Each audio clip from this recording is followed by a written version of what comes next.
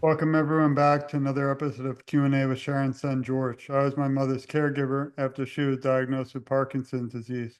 Sadly, she passed on 1/1/2020, so we started Together for Sharon.com in her memory and to advocate today for a cure for all those still battling PD and their families because no one is ever alone in this fight for a cure.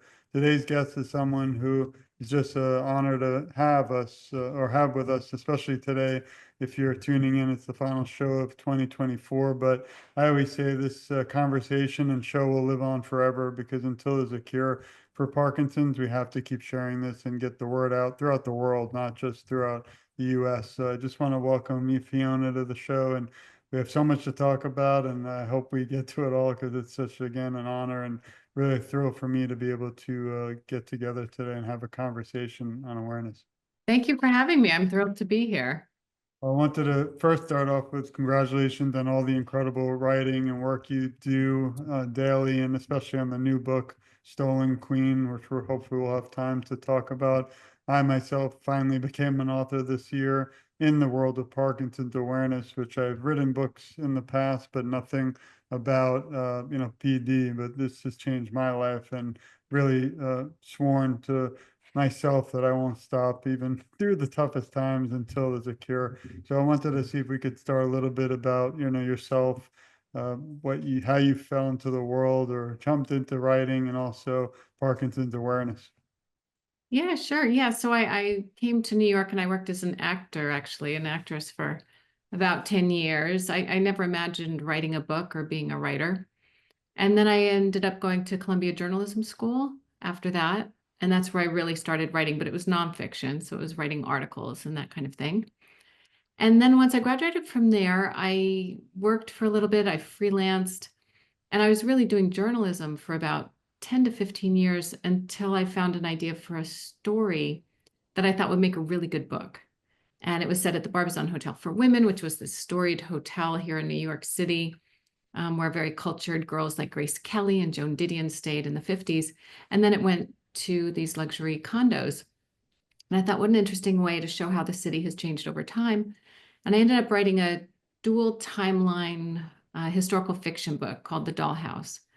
And that came out, and then suddenly I seemed to be the person who wrote about places in New York. So I usually find a building, do a ton of research on it, and then write a fictional story that's based on the actual history of the building. And in that way, try and bring old New York to life, which is a lot of fun. I love doing what I do. I like the research, I like the writing. And so I suggest changing your career every 10 years, and then you eventually hit on what you should be doing. I love that. I'm from Brooklyn, so it's a beautiful moment. We need some, I think, books next up on your list for Brooklyn because it's probably one of the most historic in the world. I think maybe I'm biased, but now I'm in South Florida, so I kind of left my beautiful hometown, and I think through a book in your eyes will help me relive it over and over again. So thank you for sharing that. And I hope everyone listening, I'm going to share a lot of the work and links today where you can literally click right on it and purchase many of Miss Davis, Fiona's work. I really think it's important to support her and especially the new book. Can you touch a little bit about the new book and then we'll shift a little more to Parkinson's awareness?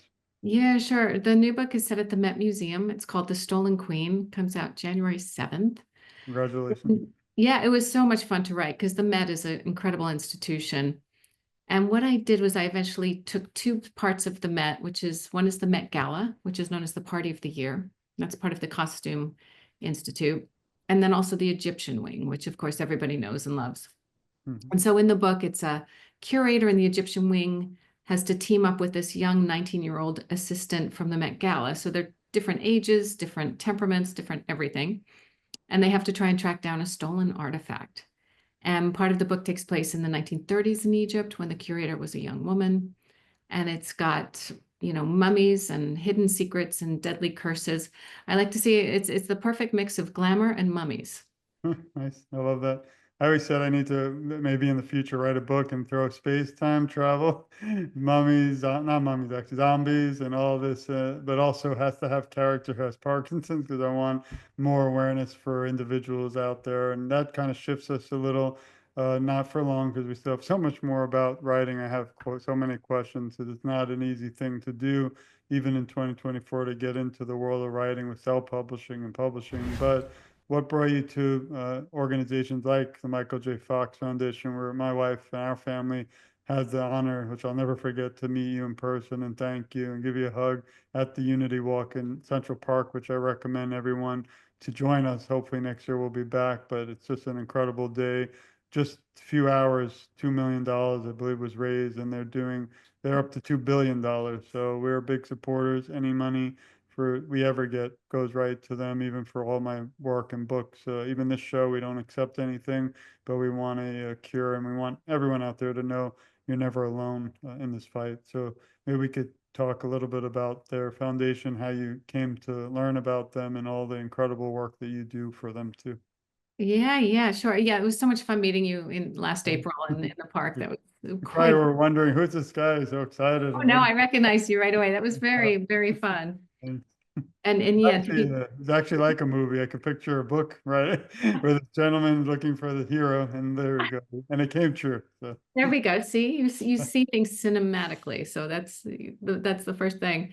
Yeah. So I was diagnosed in August of 2020, and the main issue was a tremor. And I was really shocked because I was sure it was essential tremor or something like that. And so from there, I really did what I do as a journalist was just dive into what does this mean? What's it about? And that was very eye-opening because I didn't know much about Parkinson's and just how there's so many different ages, there's different types, people have different symptoms, but they have the same disease. It's really a tough one to figure out for scientists because the symptoms are just so widespread. And you might have three or you might have four, and they might be three or four different ones from what someone else has. And so being part of the patient council at the Michael J. Fox Foundation was very eye-opening for me because you walk into a room and there's 30 or 40 people all with Parkinson's. And it's funny, we laugh, we support each other. It's a really great council where we give advice to the Michael J. Fox Foundation as patients as they figure out what they're doing going forward. But the foundation was great because I was able to go to the website right away and get so many answers to my questions. And it was straightforward. There would be videos, there would be, content that I could take in and figure out, what my journey was going to be. And so I'm really grateful to them for that, and we'll do whatever I can to support them. I appreciate your honesty and also how open you are to be an advocate. A lot of people, that's why you and Mr. Fox are my heroes, because a lot of individuals, and there's nothing wrong with it, can live a private life and go about their business, but to stand up and voice for so many others out there struggling really is what changes the world and inspires me to keep doing things like this. So I want to thank you for that. And also the patient council, something means a lot to my heart. We've had probably 10 individuals from the council on the show, and every time it just becomes like family automatic. And actually, I wanted to shout out to Brian Roberts, who loves you, and he told me to say hi. And he was honestly, I love all my guests, but he's one that has a special place in my heart because we had so much in common. He made me laugh so much, and he's struggling, but he's fighting, and he's my hero too. And I just like that one, this one, all of them just have a special place in my heart. So thank you again for all you do for the foundation. Also, when we met, and actually let's get to it now. I'm going to share a few things, but you might recognize this amazing individual. And I want to thank you first for this interview because I first located and learned about all your amazing work. I think it was on Instagram when you gave a speech for the Michael J. Fox Foundation. And I figured I'd write to you, and she's so busy and famous. She's not going to respond, but I have to tell you how honored I was that you were so fast to respond. And now I feel like we've become so close, and it just means the world. And if everyone has time, go to Together for Sharon. Again, completely free. You can scroll down to interviews and then click on much more with Fiona. We've now interviewed over 1,000 people around the world. But this one's very important because you can look a lot more about Fiona's background, all of the other books that I was really lucky to be able to discover. And we actually just went to Radio City just last December for the holiday and saw the Christmas show. My children got to see it for the first time, and that was beautiful. I won't tell you what happened last night. We took them to the Grinch here in South Florida. Oh Agreed no. it, and it was not like Broadway. Oh People no. next to me wouldn't stop talking. The kids behind me were kicking the chair. Oh no. I kind of often remember my mother because I grew up in Brooklyn, like I mentioned. She took me to every Broadway show and that was like my life. And she would say, "Be quiet back there." And she would actually, and they would. It was like, Oh, I bet. Oh, I uh, bet. Yeah, yeah. They don't tolerate that on Broadway, right? And I agree. The Rockettes are so much fun to go see at that Radio was City beautiful. Music Hall. It was fantastic. Well, I appreciate again the interview, and then I wanted everyone to point to, and we'll share all these links so you can also look yourself, the patient council, and hear a lot more beautiful quotes and background on Fiona. One event I know it, believe it passed, but I love that you do. I wish we were in Boston because we would have supported you. But here's events that you hold all year round. If it's, I still believe everyone should jump out there and still donate. I think it's still not too late. And even if it is, I'm sure you'll be at other events. But I love these events. I wish we had some in South Florida. I need you to get a place here so we can bring Hollywood or all the New York glamour and book writing to Palm Beach because this is a momentous place, but there's not really much for Parkinson's awareness, unfortunately. Yeah. Also, your incredible Instagram, which I'm a big supporter. We got to get this, I always say, up to a few million for I Won't Rest, but everyone can follow Fiona at Fiona Davis Author. And I like this because it's not just about the writing, but you're really kind of telling a book, like a story through your Instagram, which I think is beautiful. I don't know if you had a few moments to comment on social media and how we can still continue to reach more individuals for awareness. Yeah, yeah. It's been really powerful. Whenever there's something about Parkinson's that I post or comes up, it's incredible the many people who respond and they'll share their personal stories with me, and I'm always honored by that. It's a great way to reach out. This one just Yeah. the Michael J. Fox Foundation just put it out, I think a day or two ago. And there's just a response from people I know because so many people reach out and say, "Oh, I had no idea you have Parkinson's, and my mother had it or my father had it," and it's just a way to connect with people who share that link. Um, as you know, as a caregiver, it's hard. And when I do author talks around the country, because I've been open about it, every time I'm signing books, someone will come up and say, "Yes, I have it," and I haven't told anyone. And I think that's just such a burden to have, to feel ashamed that you have it or to feel like you have to hide it. I think the more of us who come out and say, "Yep, we have it. This is what it looks like," then the more power we have in terms of raising money, getting the government to step up, and it's things are moving in the right direction thanks to organizations like the Michael J. Fox Foundation. Yeah, whenever I see these types of posts, I'm so excited because I share it everywhere and tell everyone to join you. But really is beautiful to see the teamwork, where somebody who's best-selling author and just does so many incredible things that reaches so many people, and then you have foundations like Michael J. Fox who also are beautiful enough to list our book, which I sent you a copy. I'm excited to see how some parts I sometimes I say everyone to skip because there's one chapter that's kind of tougher. It was the last week of my mother's life, but I wrote it in a way because I felt that I mean, I'm shocked, and I don't know if you knew this, and I always challenge everyone listening to write me if I'm wrong. There isn't one book in the world, literally, from a son who lost a mother due to Parkinson's, and I'm kind of surprised because even I'm not the only one, but to have that is something we need to change, I think. So, Yeah. And I that's thought your book was really moving, and I think it's it. okay for you to write raw emotion. I think, sharing that is important because we all go through it at some point.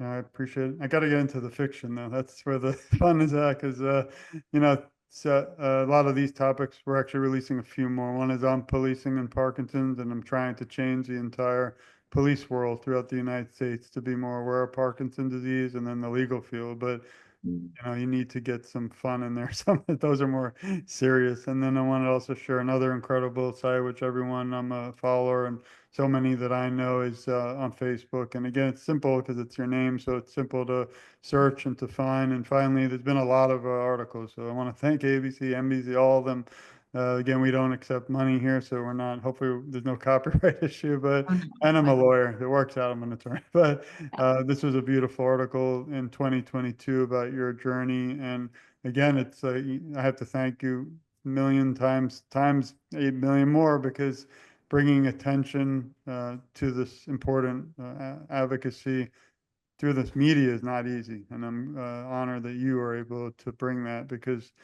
I don't know if you're aware too, I've written 15 letters several times, all the big stations, and usually you just get a cricket or something back, but it doesn't stop me. I'll keep trying. But I think that anyone and anywhere we can reach individuals. We had Mr. Bernie Kosar on the show recently, the NFL legend. Great. We've spoken with Brett Favre and some other big Wow. celebrities, and they're now bringing more attention. And part of me is excited about that, but part of me is a little sad, because if anyone listening is following, I'd say the end of 2024 is maybe one of the biggest years for awareness for Parkinson, from the national plan to end Parkinson's, then to Ryan Reynolds, the famous actor, finally discussing hallucinations, delusions about his father, then shifting to the big debate with the president and whether or not someone has Parkinson's is not the issue, just to have the nation at their mouth or fingertips understanding now what Parkinson's is, and then back to sports athletes. So it's some part of me is heartbroken that we have to have that discussion, but then the other part is happy that now the more people I think we can get on board this mission, the closer we'll be to a cure. Yeah, I agree. I agree. And other, breakthroughs like the biomarker and the fact that they just recently banned a couple of chemicals used in dry cleaning that are known to cause Parkinson's. There is so much forward movement. But again, that doesn't help someone who's lost a family member. We want to keep everything in mind. Yeah, I appreciate you bringing that up. A lot of time, I don't have Parkinson today. I'm no longer a caregiver of someone living, but I feel there's millions and millions of people who might have lost a loved one due to Parkinson, but there isn't really much for us out there. That's why I'm lucky in a way that we started together for Sharon, because we kind of paved our own way. But I wish there would be, and maybe in the future, a division or something more, even at every organization for people like me, because I think we still have a voice and our loved ones still matter. And Mhm. imagine bringing all these people just back, because it's just more people to advocate. But a lot of time the door closes, and I have a book coming on that about my kind of journey. That as an advocate, sometimes I feel like I don't have a seat at the table, and Mhm. it's not always easy, but you can't stop. You have to keep fighting. So that's Yeah. you'll probably end up with a whole shelf there of mine, but you want someday. But I am going to purchase yours today, and I want everyone listening to please also support Fiona, because it's really just, I think the story's so exciting. I'm ready to go get popcorn, my wife, and the movies. We're gonna have to make that into a movie. But I wanted to shift finally to the last part of the show, which again I could love to hopefully in the future have more of these discussions, because I love the show, not just because it's my show, but it's a conversation. We don't have a script, we don't have questions on purpose, but I do feel after the lights and the camera and the paparazzi leave today that this has to continue until you don't have to battle this anymore, until anyone out there listening, and the holidays are coming, and that's always some of the tougher times. And I just hope we can help everyone just smile for a moment. And those smiles and moments, like I kind of try to remember with my mother, are the ones that Parkinson's can never take from us. So just want to start with, can you list 3 words that describe who you are? Ooh. Okay, that's interesting. Um, uh, Introverted. Um, uh, oh, that's so interesting. Introverted. I don't want to stomp you. This is not the Oprah. I don't want you. Yeah, yeah. It's We've like, actually had some people cry. I mean, it was beautiful, but oh, so bad. oh. Yeah, when it's such a tricky question because, how do you narrow it down? You don't have to There's so answer. many things. Yeah. No, I would say introverted, curious, and satisfied. Thank you. What is one moment, which is always a tough one, but is there one moment or most memorable moment so far that stands out through most of your work with awareness that you can share? I know there's probably a lot, but Yeah, yeah.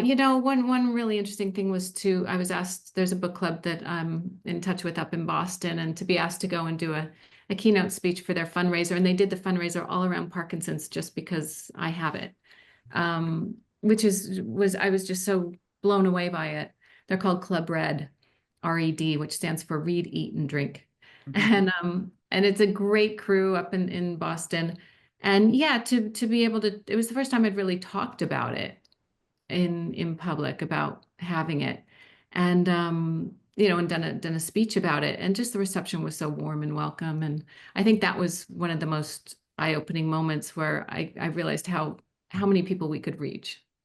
Yeah, that's amazing. And again, I know that's a tougher question because I think there must be a lot. Mine is thrown up there is when we met at the Unity. No pressure. And then here's a one that means a lot to us here at the show.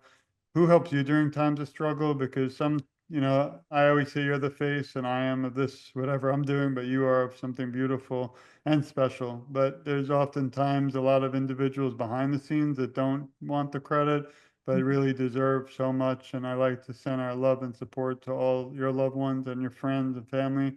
Is there anyone special you want to kind of just, you know, throw out there or say that helps you during times of struggle? Yeah, my boyfriend Greg is incredible and we have a great sense of humor about things, which is makes it so much easier. And also my mom, who we lost my dad last year, and just Sorry. watching her reassess her life in her mid 80s and rise from what was a tough experience of taking care of him when he had dementia Oh. for several years, and now she's out and living her life, and it's really inspiring to see someone bounce back like that. Thanks, and we send our love to your whole family, including your boyfriend and your mom, but also we're going to dedicate today in your father's memory to. Oh, Uh, thank you. I appreciate that. we never let anyone be forgotten. And also, we just started on not the show because the show is really just for Parkinson's disease awareness, but a lot of my interviews, I started interviewing individuals other than Parkinson because I do wish there was a cure for cancer, for ALS, for dementia, for Mhm. Alzheimer's. So can't just stop, here. But our family's affected mostly by Parkinson's, and that's really the one that's in my heart. Uh, Yeah. Likely, this is a tougher one, but likely someone listening might have just been diagnosed with Parkinson's. Is there any advice you can give them? Yeah, I would say be careful what you read because say you're Mhm. in your 50s, which I was 53. Reading about people who have it in their 80s, it's a very different disease. And so you need to focus on who you talk to. Find, if you're a woman in your 50s, find other women in their 50s who have it because you'll have a lot in common. And also to reach out, find a support group. There's so many of them, so you have people who you can share your journey with. And the other thing is to exercise. Just make sure you exercise. That's the one thing that's known to possibly slow the progression. And don't be afraid. I appreciate it. I always learn so much for every guest, and even when you think you know a lot, you still learn so much more. And I appreciate that first part a lot because I've never heard that one before, and it's really important because we've had individuals lately. We've been kind of concentrating on, and not on any reason, but on women with Parkinson's and young onset because I think we need a lot more awareness for that, and to get rid of the stigma, the false one that it's only elderly white men. It's not who have Parkinson's. This is 2025. We're heading, there's a lot of changes, things, and Parkinson's unfortunately doesn't discriminate. It reaches gender, differences, diverse backgrounds, the whole world. I was shocked, and I love my individual from this area, but even in Nova Scotia, somebody has Parkinson's, and it's, you kind of don't think about that when you're going through your own life. Who is your hero and inspiration? Oh, oh my goodness. I would have to say my mom for sure. Hmm. I love that one. And as we wrap up shortly, what drives and motivates you? Because writing a book, to be honest, not easy. I have now can't say I've accomplished how you have, but finishing it was satisfying, heart-wrenching. And for us, it was since the self-publishing, I find, which I wish would change, the topic of Parkinson's disease is not an easy one because a lot of publishers either aren't aware or just don't want to discuss it yet. It doesn't reach, the masses, which I wish it would, not the disease, but the topic and the awareness. But I mean, and even going through a lot of school, PhD, I wanted to give up on the dissertation several times. I'm curious, what drives you to say, you know what, this is now out, but it's time to tell the next journey and story. Yeah, I think it's just a curiosity. I like to be nosy and go into old buildings and see what the history is. And also to find something in the story that connects people. So I'm really interested in how women's voices and agency have changed over time or how it hasn't. I'm always including the arts in some way because I think that's very important to have in your life. But it's just finding those stories that are hidden in New York skyline and trying to bring them to life, trying to, bring people from the past back into our lives now.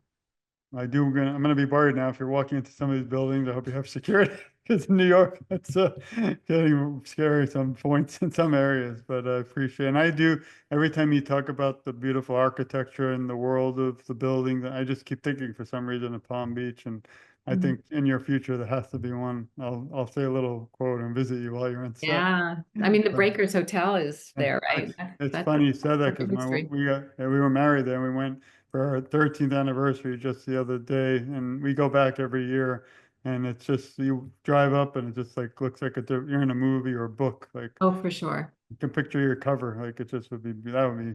Now you got me all excited. We got to do it, and I'm not even writing it.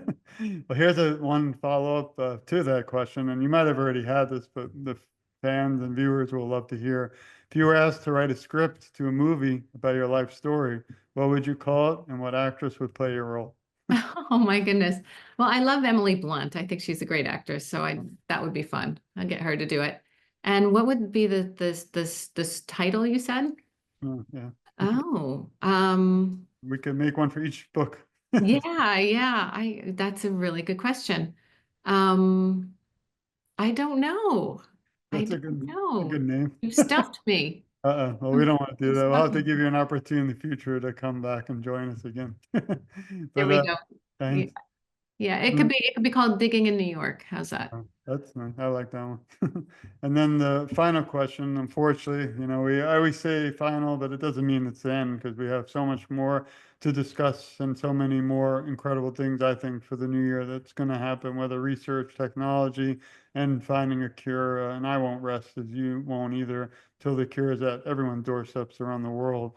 But to conclude, if you could leave the Parkinson's community today with some words of encouragement, what would they be? Oh, I think we've made so many forward strides in the past few years, and I think I'm very excited for what's ahead. And I think if we can, keep the focus on raising money and getting the word out there and getting people to, uh, share that they have Parkinson's so that we're all one big voice that can't be ignored. I think that's the way to go.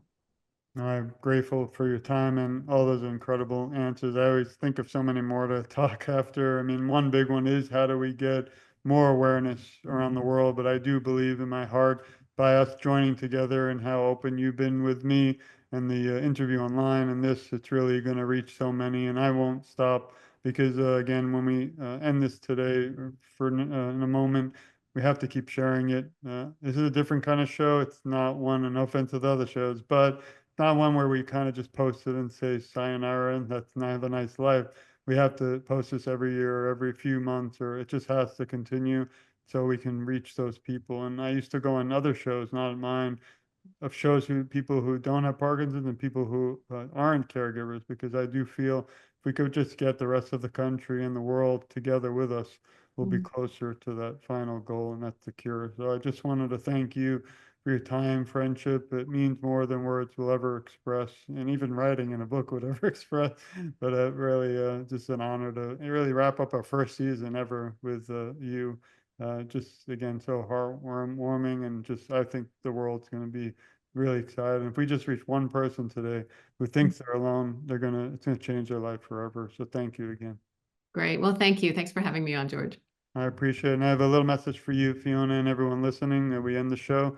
We love you, we support you, we care a lot about you, and you're never alone. I, along with Miss Davis, will advocate for you, and together our voices are so much stronger.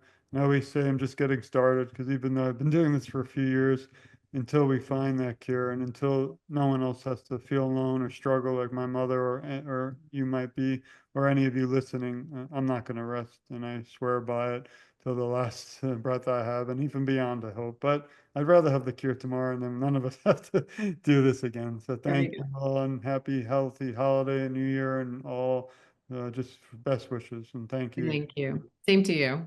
Thanks, everyone. This has been another episode of Q&A with Sharon's son, George.